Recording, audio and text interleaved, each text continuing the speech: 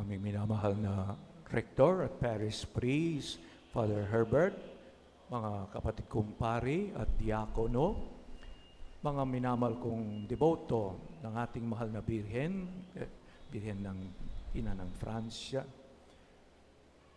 mahal kong bayan ng Diyos. Unang-una po, ako'y nagpapasalamat kay Father Herbert dahil kinumbida ko para makaisa kayo sa natatanging araw na ito ng ating pagpipista. Kung di po ako kinumbida, wala ako rito. Simple lang, no? Di ba?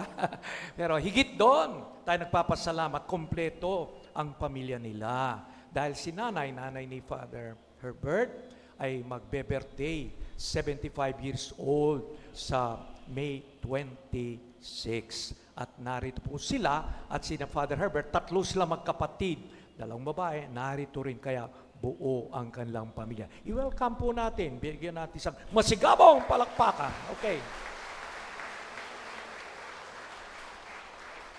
Okay. Tuwang-tuwa si Father Herbert kasi di pa matagal ang pag-install niya rito bilang rector, unang kahilingan niya sa ating mahal na ina. Magkaroon siya ng pamangkin. Less than 1 year, not to go ang kanyang panawagan, kaya nandyan ang bunga.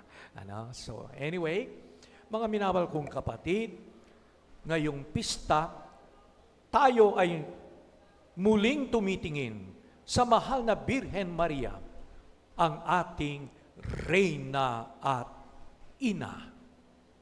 Ngunit higit sa lahat, ina ng mga dukha, mga kapos, at mga nawawala ng pag-asa.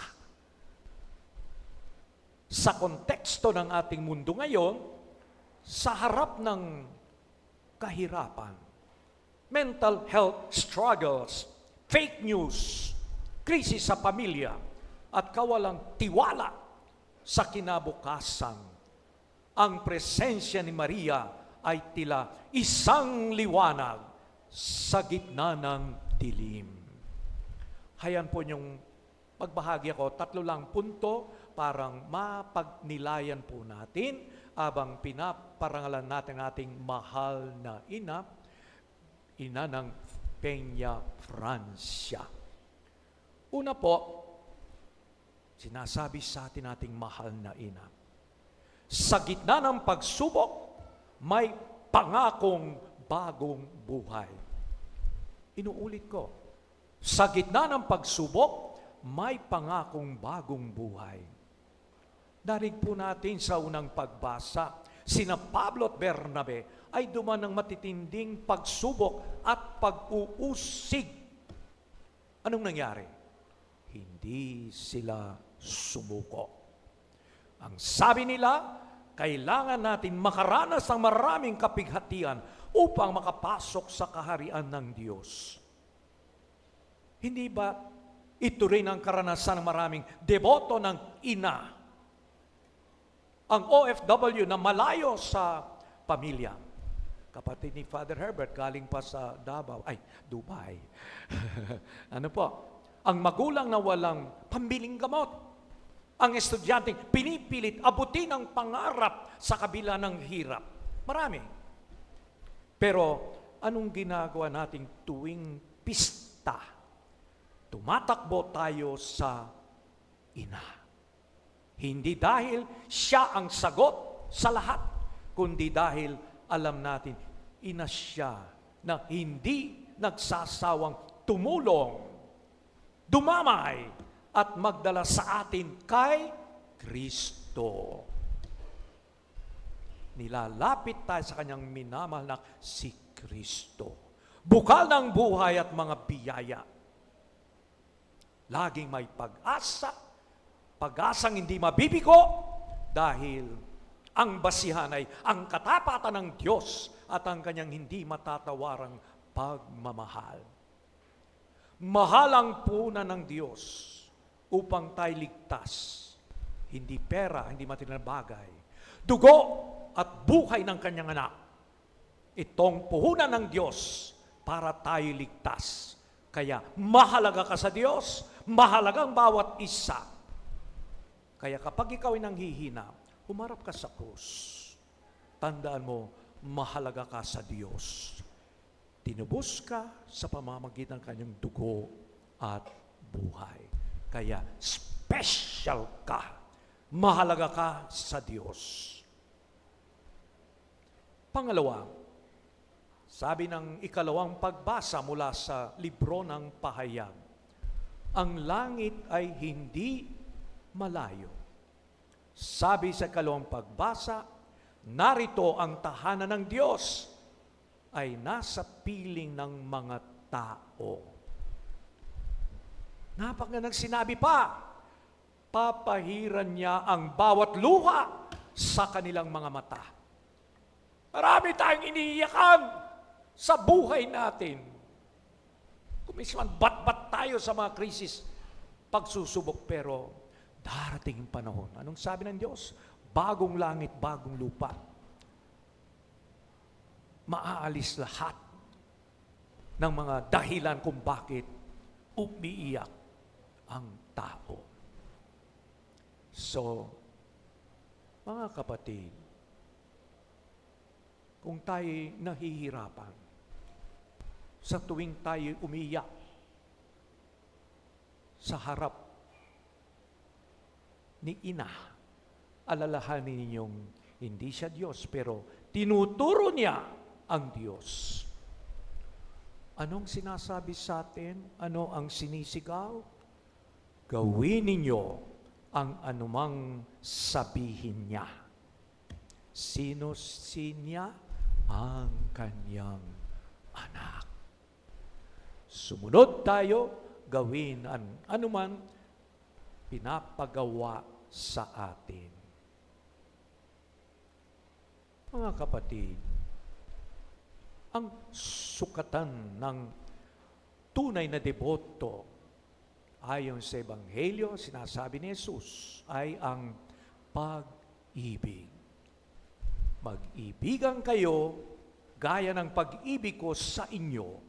Sa ganitong paraan, makikilala ng lahat na kayo'y aking mga alagad.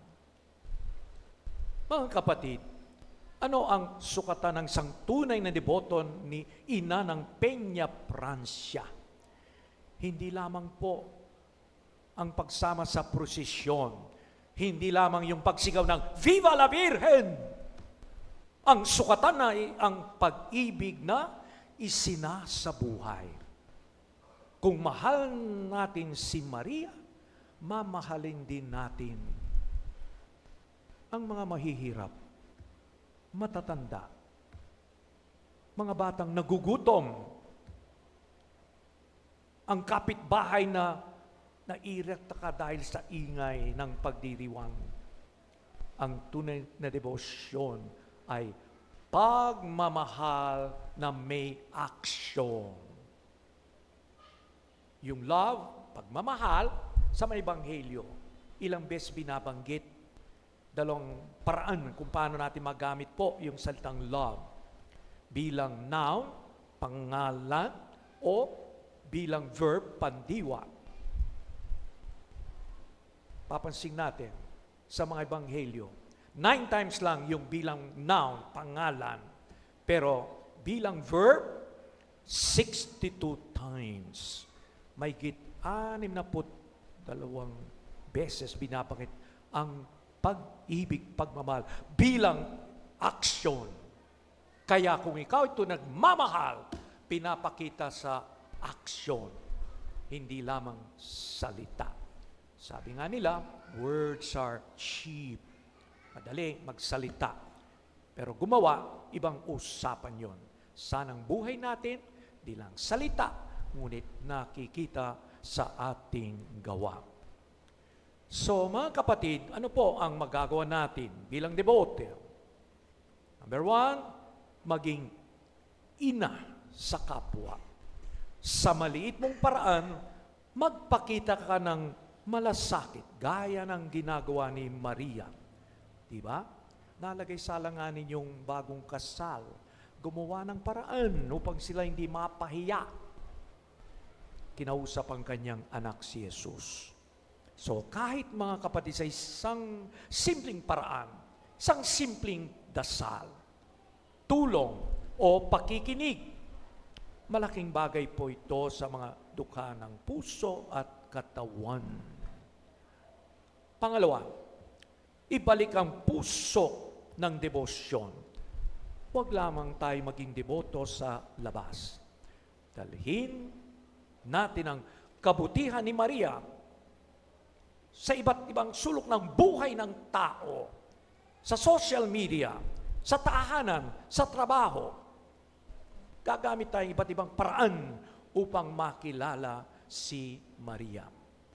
Isang batang blessed na, si Blessed Carlo Acutis, supposed to be, ma-canonize siya noong April 27, namatay ang ating Papa, kaya hindi natuloy, pero in the near future, ma-canonize po si Carlo Acutis. Isang kabataan, namatay 15 years old, pero expert siya sa computer. 12 years old pa lang, junior programmer na. Mahilig sa computer games, pero higit doon, ginamit niya ang kanyang talino, computer, parang ipakilala si Maria at ang debosyon sa Eucharistia. Kaya Google lang po ninyo, Carlo Acutis, makita nyo yung ginawa niyang paraan, programa parang maipakilala ang Birhen Maria at ang debosyon sa Eucharistia. Pangatlo, ipakita ang pag-ibig ni Kristo. Sabi ni Jesus, makikilala kayo ay akin sa inyong pag-ibig. Sa panahong laganap ang pagkakawatak-watak, ang mundo'y naghahanap ng mga taong nagmamahal, gaya ni Ina ng ating Birhen Maria. Mga kapatid, ngayong pista, di lamang tayo nagdiriwang ng isang tradisyon. Sabi ko nga, matagal na, magti-300 na dito po sa ating sa ating Archdiocese Shrine. Tayo'y nagpapatotoo sa isang ina na kasama natin sa paglalakbay, umaakay sa atin tungo sa kanyang anak, si Jesus. Sa kanya, ang dukha ay may reyna. Sa kanya, ang pagod ay may ina. At sa kanya, ang bawat deboto ay tinuturuan magmahal, manalangin, at maglingkod. Viva la Virgen! Our Lady of Peña Francia, ina ng mga dukha, ipanalangin mo kami. Amen.